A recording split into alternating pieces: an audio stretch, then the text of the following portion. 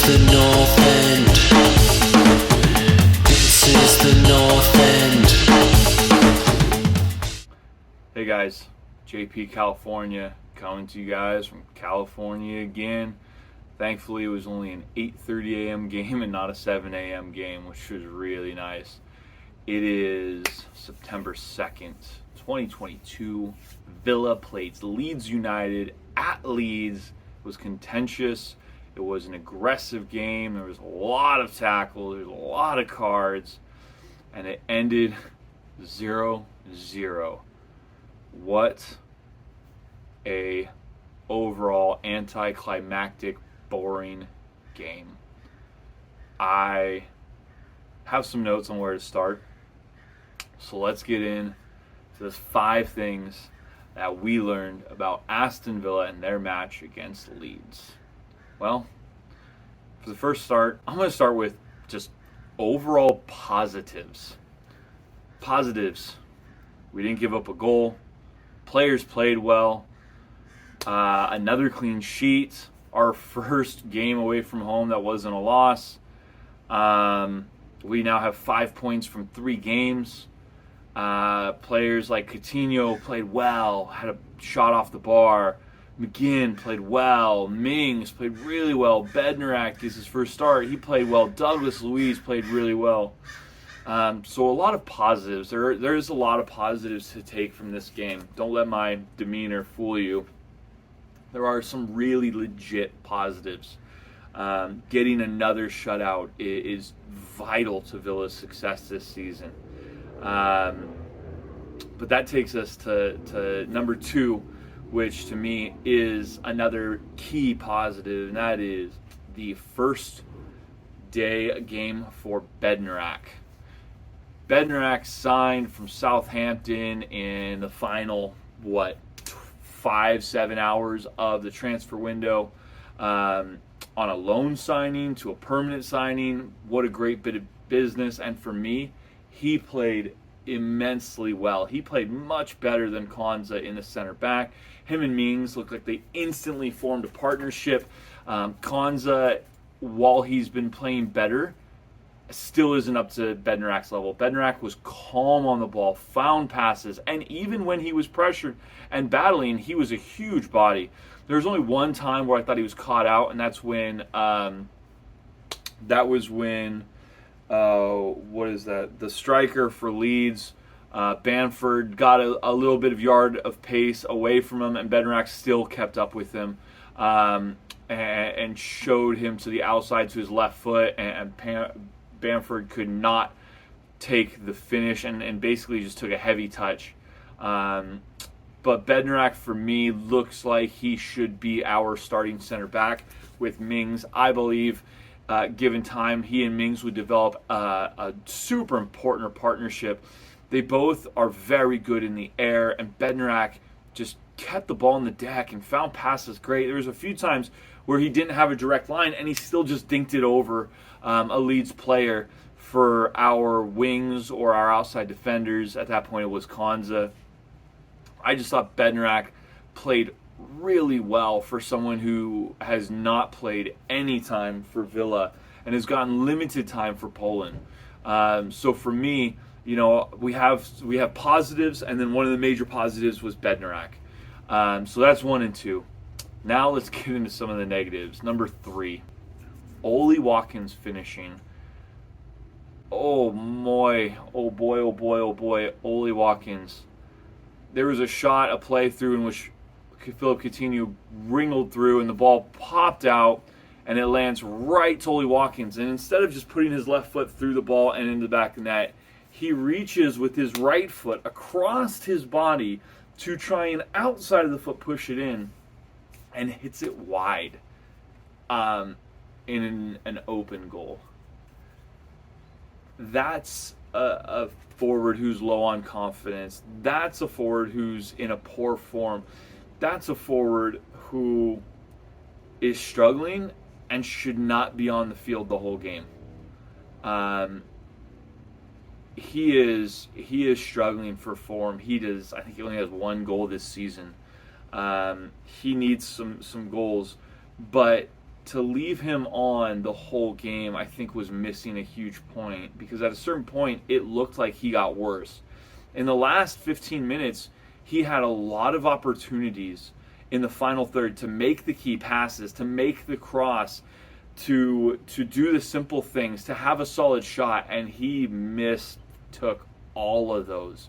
He gets a play through in which he is wide of the goal, one-on-one, and has to have a shot when the keeper comes out, and he tries to low and hard it instead of just dink it over the goalie. You've seen top strikers, even not top strikers, even like a Danny Ings, who would just kind of poke it, flick it with their foot, and it would go over the keeper as he's getting low, and he couldn't finish it. And so for me, a huge negative is Ollie Watkins' form is not getting any better. And Danny Ings isn't a lone striker. Ollie Watkins is hustling. Don't give me that. He is hustling. He is busting a gut. But man, that guy can't buy a goal right now, and goals are hard to come by for him. And so for me, it's a really huge negative that our strikers are not hitting the net and getting us the goals that we need. So number 3, Ollie Watkins finishing. Number 4, poor sub rotation from Steven Gerrard. Leeds went down to 10 men at the 48th minute, and the first substitution is at the second substitution. We had a first substitution with Bednarak coming in when Augustinsson, who also played well, had to get subbed off in the first half. But his sub patterns and his reaction to a game they're not like late. They are super late. His first sub is Leon Bailey in the 64th minute, and I think that was right about the right time. But his second sub was in the 83rd minute for Jacob Ramsey, who had played well, but not really gotten super a hold of the game. And for me, that's too late. They're down to 10 men. You have Cameron Archer and Danny Ings on the bench, and you take forever to get Danny Ings on the field. You wait till the 83rd minute to get Danny Ings on the field. It's almost like you're too scared to go for a win in this moment. And Villa needed this win. It's poor. It is poor on a manager's part. Not only that, you only used 3 subs on a game you needed to win, where they had 10 men for 45 minutes. You only used 3 subs. That is just poor on the coaching part from Steven Gerrard. So, number 4, poor sub patterns. And number 5, and this is going to be a big one, numbers game. Villa are 8 wins from 28. That's extremely poor. That's relegation form. They are 8 points out of 8 games. That's relegation form. They are 6 goals in 8 games. That's relegation form. They are a negative 14th goal differential. Negative 4 goal differential in 14th place. With, on paper, the best team Aston Villa have had in a decade. I've been watching other channels. I watched Up the Villa podcast. I watched the Claret and Blue, and I watched the Villa View, and I listened to My Old Man Said, and I listen to all those channels, and I'm sorry, the alarm bells are ringing for me, even if they aren't for the other ones. Up the Villa podcast just did a reaction and said, you know what, this isn't the end all or be all. To me, it is. You are a fourth of the way through the season, and you are 8 points out of 8 games. That's not good enough. You fired Dean Smith. Aston Villa fired Dean Smith for what they said was a lack of progress in a calendar year, a lack of advancement, and a poor league position. Steven Gerrard has had 11 months. He's had 6 different center defensive pairings in 8 games because he doesn't trust Mings at the beginning. He's removed Tyrone Mings as captain and got John McGinn in, and neither one played well at the beginning. He is a 37% win ratio, and there's 7 matches until the World Cup. I don't know what Aston Villa are waiting for. It's clear Steven Gerrard is not working, and I am putting my head on the chopping block. It's time for him to go. Other podcasts seem content with a tie at Leeds. They had 10 men for 45 minutes. We're not good with 10 against 10 men. That's fine. But we have Phil Coutinho, we have Emi Buendia, we have Leon Bailey, we have Oli Watkins, we have Danny Ings. And we couldn't get one goal. We had an XG of almost 2 goals, 1.95 or 1.9 or something like that. We had opportunity, we did not finish. We have not played well. At least with Dean Smith, we had seasons, 5-6 games where we would play poorly. But then we'd get going. We would have 5 or 6 games where we'd play well. And I'm not asking for Dean Smith back. I'm not. But Steven Gerrard is no better. Actually, I'm going to say it. Steven Gerrard is a worse manager for Aston Villa than Dean Smith was.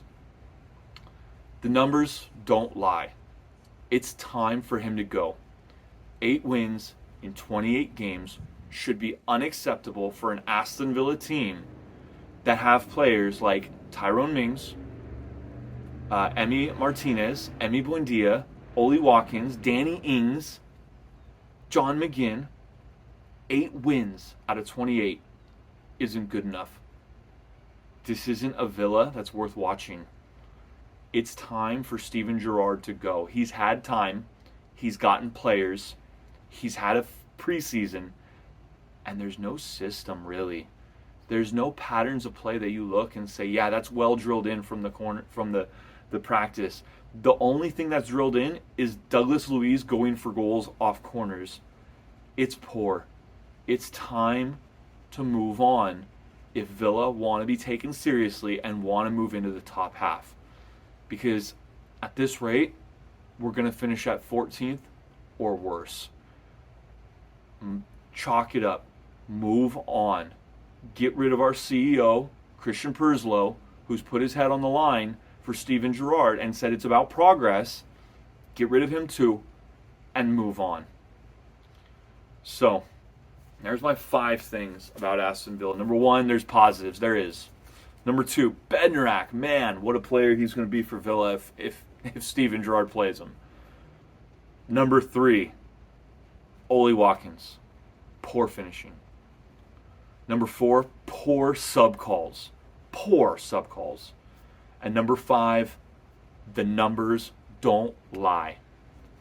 It's time for Steven Gerrard to get fired, to get canned. And I don't want anybody to get fired. I don't want anybody. He has more than enough money to pass through and be fine. I don't want anybody to lose their job. But it's not good enough. This is a results business. And the results have not been there. They have not been good enough. This is JP California about to sign out. Thank you guys for watching the video. Give me your comments. Tell me I'm wrong or tell me I'm right. But the other podcasts, I don't think they're ruthless enough yet. Get on page Up the Villa. Get on page Villa View. Get on page Claret and Blue. It's time to move on. Okay, I'm calling all you guys out. Like and subscribe to the video. Give us a follow.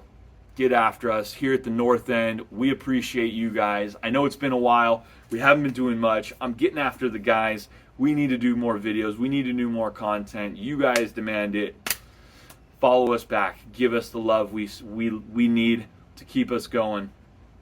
And the love that Villa need to keep going. JP California. Thanks, guys. This is the North End.